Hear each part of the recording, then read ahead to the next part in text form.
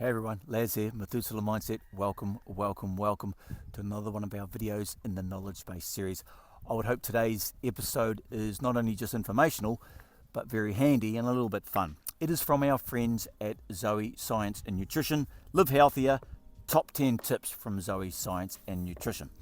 Now, let's dive straight into it. If you're not familiar with the team, Tim Spector primarily, and all of his colleagues at Zoe Science and Nutrition, I will, of course, as always, include links below.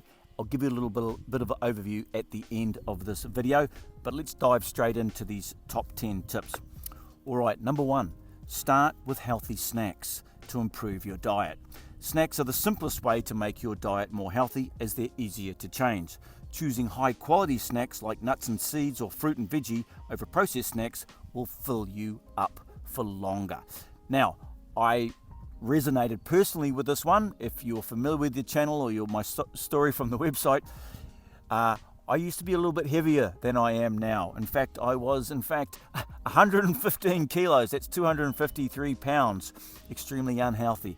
And when I decided to make that change and get healthier and lose that weight, I absolutely started with healthy snacks because it's just easier, okay? And now even today in my fridge, I always have raw carrots, raw beans, plenty of apples, oranges, plenty of healthy snacks. It's just a very easy way to make that transition from unhealthy to healthy. Number two, I'm going to get out my soapbox in a minute. Use ingredient lists to identify UPFs. That's ultra processed foods. If a food contains at least one ingredient you wouldn't typically recognize or find in a kitchen, it's likely to be an ultra processed food. Diets high in UPFs are linked with increased risks of heart disease, weight gain, and cancer, among other conditions. To cut down the amount of UPFs you eat, try starting with your breakfast, if you eat one. Now, again, apologies in advance. I'm going to jump on my soapbox because this is one of my pet peeves, and I'll give you an example to explain that. Look, I try and do as little as possible shopping in the supermarket. But let's face facts. A lot of the stuff that we need is in there. We've got to shop in the supermarket. All right. There are processed things we need to get, and the trouble is the labeling is not always consistent. Let me demonstrate.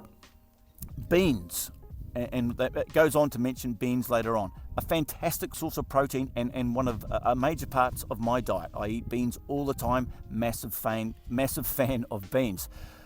But all beans are not created equal. Let me give you an example. And I'm going to make sure I hide the label here so that I don't get in trouble. But this is a can of so-called healthy beans. All right. Let's have a look at the ingredients.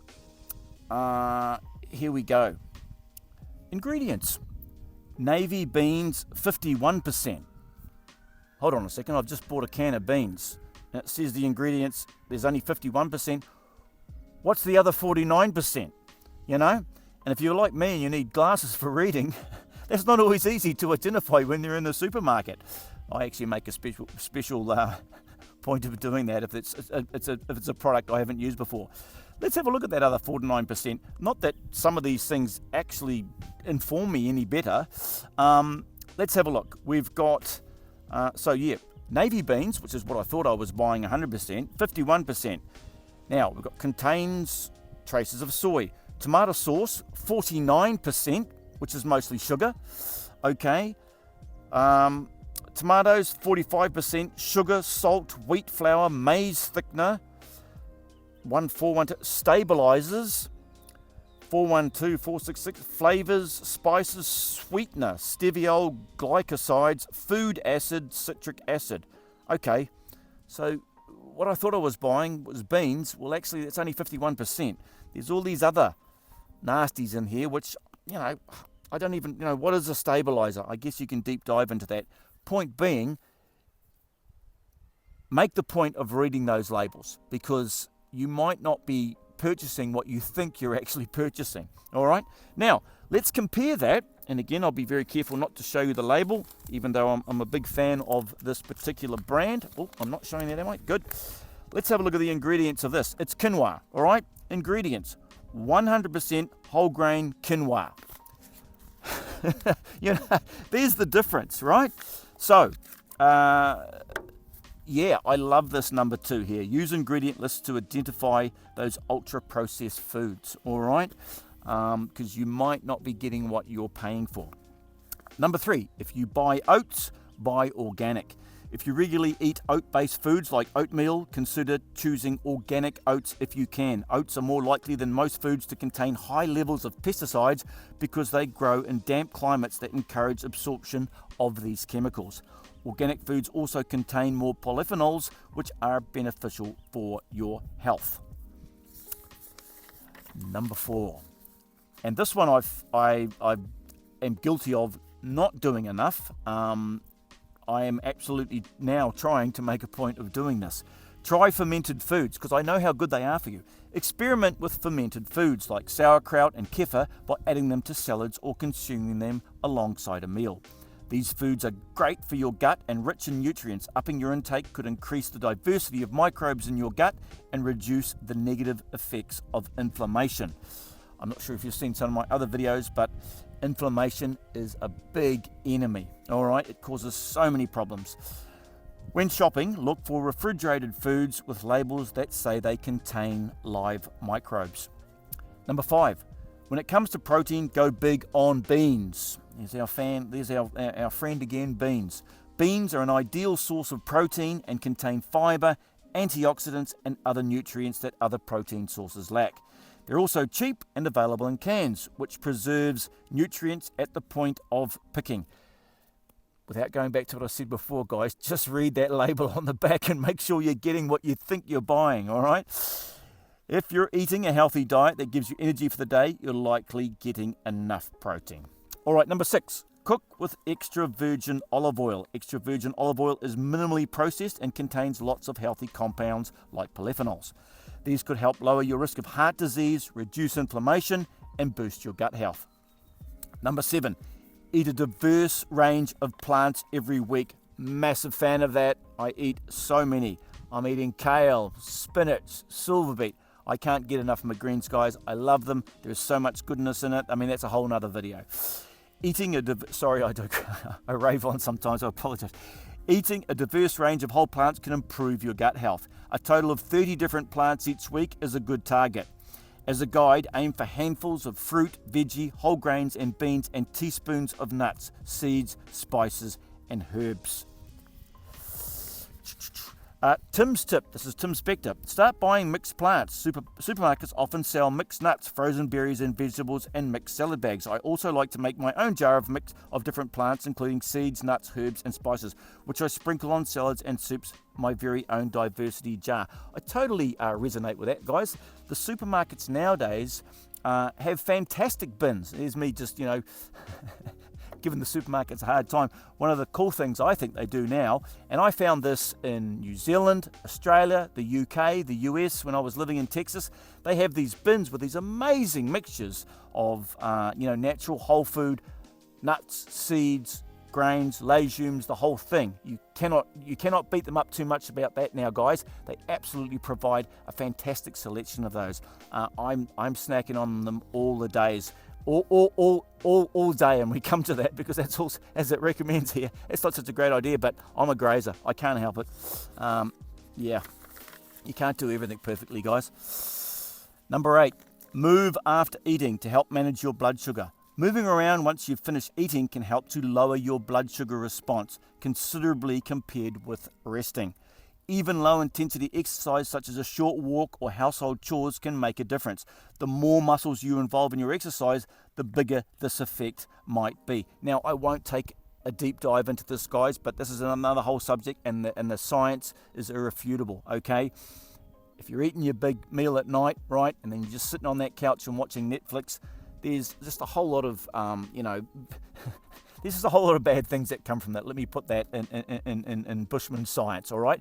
So I always make a point, and I love doing this. After dinner, I take my dogs out for a walk into the forest, and I'm blessed and lucky to be able to have 12 acres of forest out here, but I love taking them after dinner for a walk down into the forest, and I feel better, and I sleep better, okay? Down off your soapbox, lads. Number 9. Now this, I am so guilty of, and I am working hard to address this one. And this is why I find this so handy and helpful, because I really hadn't given this the attention it deserves. And sorry, number 9, give your gut a rest. Now, I'm a grazer, so I don't do that. I have experimented with intermittent fasting and what have you, but unfortunately, it's not something I have done historically. I am trying now. Okay, number 9, give your gut a rest. Periods when we don't eat anything allow microbes in our gut to repair its lining and keep it healthy. Around 12 hours, which can include sleeping, is ideal.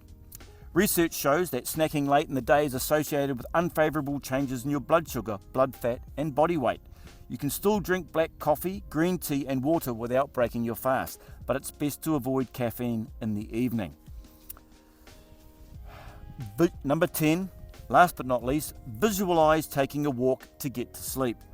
If you're struggling to get to sleep, imagine going on a familiar walk. Try to visualize taking that walk in as much detail as you can. It could help you fall asleep more quickly. On the other hand, counting sheep can make it take longer to get to sleep. I never knew that, not that I've ever tried counting sheep.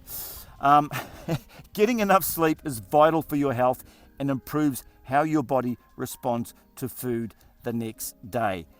Guys, that's a whole other subject on its own, but I am sure most of you watching this will know very well already the importance of sleep. All right, guys, so that's the top 10 tips from Zoe Health and Nutrition. Now, a couple of disclosures, guys.